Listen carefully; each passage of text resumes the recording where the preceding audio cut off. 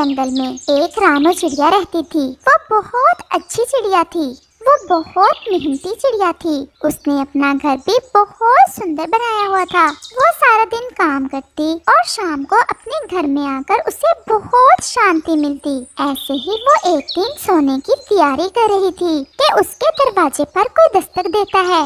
ये इस समय कौन आ गया? एक बार देख लेती हूँ कि कहीं किसी को मेरी मदद की जरूरत ना हो।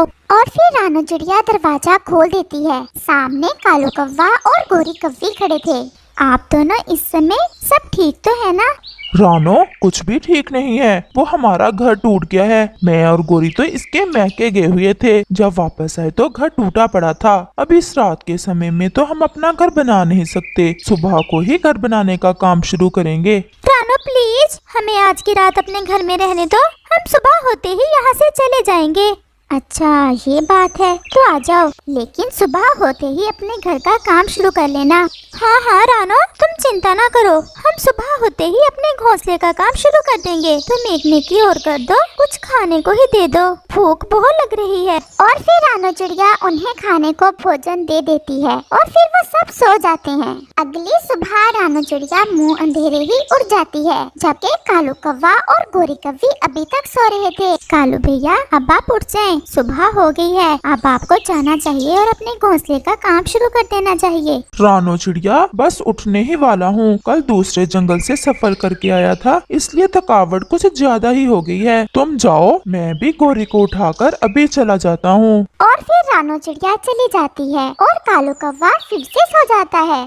ऐसे ही दोपहर हो जाती है और फिर कालू कौवे की आँख भी खुल जाती है। कालू कौवा गोरी को भी जगा देता है। गोरी, गोरी उठो, देखो कितनी दोपहर हो गई है। चलो जाकर अपने घोंसले को बनाने का काम शुरू करते हैं। कालू, आज रात कितनी अच्छी नींद आई है ना, मजा ही आ गया सोने का। कितना नरम नरम घोंसला बनाया हुआ है रानो चिड़िया ने। ऐसा घोंसला बनाने के लिए मेहनत करना पड़ती है, जो तुम कभी भी नहीं कर सकती। कालू, मैं तो कुछ और ही सोच रही हूँ। अब क्या सोच रही हो? कहीं इस घर पर कब्जा करने का इरादा तो नहीं है तुम्हारा? कालू, तुम्हें मेरे मन की बात का कैसे पता चल गया? मैं तो तुम्हारी रग रग से वाकिफ हूँ। तो फिर तुम्हारा क्या ख्याल है? वैसे मेरा भी वही ख्याल है जो तुम्हारा है। तो फिर हमें क्या जरूरत पड़ी है बाहर जाने की? चलो दरवाजा लॉक कर दो, दाना तो पड़ा ही है चिड़िया का। हम थोड़ा सा सो लेते हैं और जब चिड़िया आएगी तो हम दरवाजा ही नहीं खोलेंगे। और फिर कालू कौवा और गोरी कौवी सो जाते हैं। ऐसे ही शाम हो जाती है। रानो चिड़िया भी दाना ढूंढकर आ जाती है। रानो चिड़िया जब आती है तो दरवाजा अंदर से लॉक था। रानो चिड़िया दरवाजा जोर से बजाती है। गोरी, लगता है रानो आ गई है। तुम ठहरो, मैं अभी इसे भगाती हूँ यहाँ से। और गोरी कौवी खिड़की से रानो को कहती है, क्यों भी चिड़िया, क्या बात है? क्यों दरवाजा ऐसे बजा रही हो? तोड़ना है क्या?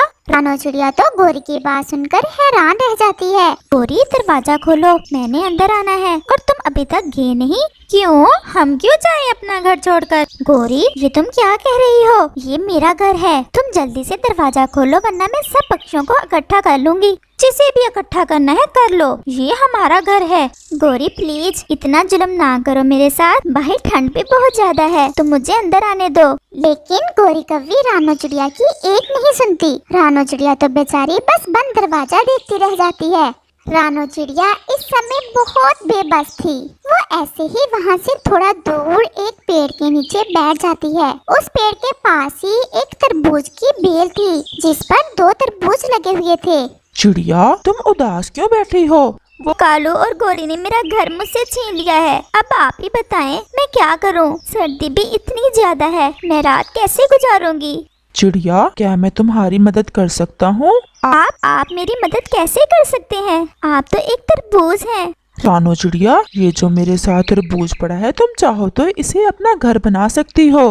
मैं तरबूज को कैसे अपना घर बना सकती हूँ? बस थोड़ा सा इसमें सुराख कर लो, ये अंदर से खोखला है, और फिर तुम इसके अंदर अपना घर बना लेना। ये तुम्हें ठंड से बचा लेगा। मुझे इसकी बात मान लेनी चाहिए, वरना इस ठंड में तो मैं मर जाऊंगी। और फिर चिड़िया उस तरबूज के अंदर एक सुराख करती है। वो तरबूज तो अंदर से सच में खोखला था और उसके अंदर नरम नरम घोंसला भी था। रानो चिड़िया उस तरबूज के अंदर चली जाती है। रानो चिड़िया को तरबूज के अंदर बहुत ज्यादा गर्माइश मिलती है और वो आराम से सो जाती है। अगली सुबह रानो चिड़िया फिर जल्द ही उड़ जाती है और दाने की तलाश में निकल जाती है। दूसरी तरफ कालू कौवा और गोरी कौवी भी रानो चिड़िया के घोंसले में बहुत मौजें कर रहे थे। कालू, देखा मैंने रानो चिड़िया को कैसे डराया? वो दोबारा नहीं आई हमसे अपना घर वापस लेने। गोरी, वैसे तुम हो बड़ी शैतान। दूसरों की चीजों पर कब्जा करना तो कोई तुमसे सीखे। अब चलो थोड़ा बहुत भोजन भी ढूंढ लाए। रानों का जमा किया हुआ भोजन तो तुम एक ही दिन में खत्म कर चुकी हो। कालू, मेरे खाने पे ना नजर रखा करो, पहले ही मैं बहुत कमजोर होती जा रही हूँ। और फिर वो दोनों भोजन की तलाश में चले जाते। वो दोनों उसी पेड़ के पास चले जाते हैं जिसके नीचे रानो चिड़िया का तरबूज वाला घर था। गोरी की नजर अचानक से रानो चिड़िया पर पड़ती है। वो तरबूज के अंदर चली जाती है। कालू, वो देखो रानो, वो तो उस तरबूज के अंदर चली गई। ये कैसे हो सकता है? चलो जाकर देखते हैं कि क्या साहसिक कार्य है। गोरी, आखिर तुम्हें चैन क्यों नहीं आ रहा? रानो चिड़िया के घर पर तो कब्जा कर ही लिया तुमने, अब तुम्हें क्या लगे वो जिधर भी जाए। कालू, तुमने नहीं जाना तो ना जाओ, मैं तो जा रही हूँ। और गोरी कौवी ऐसे कहते हुए वहाँ से चली जाती है और वो उस तरबूज के पास चली जाती है और देखती है कि उस तरबूज के अंदर तो एक बहुत सुंदर सा घर बना हुआ था और रानो चिड़िया उसमें आराम से बैठी हुई थी। गोरी को तो वो घर बहुत पसंद आया था। उसका मन कर रहा था कि वो तुरंत ही रानो चिड़िया से वो घर भी छीन ले और फिर वो वहाँ से वापस आ जाती है। देखा ही हो रानो चिड़िया को। कालू, वो तो बहुत सुंदर घर है। मैं तुम्हें क्या बताऊं उस घर के बारे में, मुझे तो वही घर चाहिए। तुम्हारा दिमाग तो खराब नहीं हो गया? इसमें मैं तुम्हारी कोई मदद नहीं करूँगा। मदद तो तुम्हें करना होगी क्योंकि वो घर भी हम दोनों का ही होगा। और वैसे भी रानो को तो उसका पहले वाला घर तो मिल ही जाएगा ना। लेकिन रानो कभी भी नहीं मानेगी। हमने कौन सा रानो से मांगना है, हमने तो बस कब्जा करना है उसके घर पर। लेकिन वो कैसे? वो तो मुझ पर छोड़ दो। चलो, अभी मुझसे इंतजार नहीं हो पा रहा। मैं तो आज रात उसी तरबूज वाले घर में गुजारूंगी। और फिर कालू कौवा गोरी के साथ चला जाता है। गोरी रानो के नए घर के बाहर रानो चिड़िया को आवाज देती है। रानो चिड़िया जरा मेरी बात सुनो, बहुत जरूरी बात है। और रानो चिड़िया गोरी की आवाज सुनकर बाहर आ जाती है। अब क्या बात है, क्यों आई हो मेरे पास? रानो, मैं तुम्हें बुलबुल का संदेश देने आई हूँ। उसकी तबीयत तो बहुत ही खराब है। तोता भी कह रहा था कि शायद बुलबुल का आखिरी समय आ गया है। बुलबुल तुम्हें बुला रही है, वो तुमसे एक बार मिलना चाहती है। गोरी की बात सुनकर रानो चिड़िया तुरंत वहाँ से चली जाती है। गोरी, इस बार रानो खामोश नहीं बैठेगी। तुम अभी भी बाज आ जाओ अपनी हरकत से। लेकिन गोरी के दिमाग में तो रानो के घर पर कब्जा करने का भूत सवार था। वो तुरंत ही घर के अंदर जाकर घोंसले में बैठ जाती है और कालू कौवा भी बेबस होकर गोरी के पीछे चला जाता है। रानो चिड़िया जब बुलबुल के घर पहुंचती है तो बुलबुल तो बिल्कुल ठीक थी। बुलबुल, क्या हुआ है तुम्हें? रानो, मुझे तो कुछ भी नहीं हुआ है, मैं तो अच्छी भली हूँ तुम्हारे सामने। गोरी ने एक बार फिर से मुझे धोखा दे दिया। क्या हुआ रानो?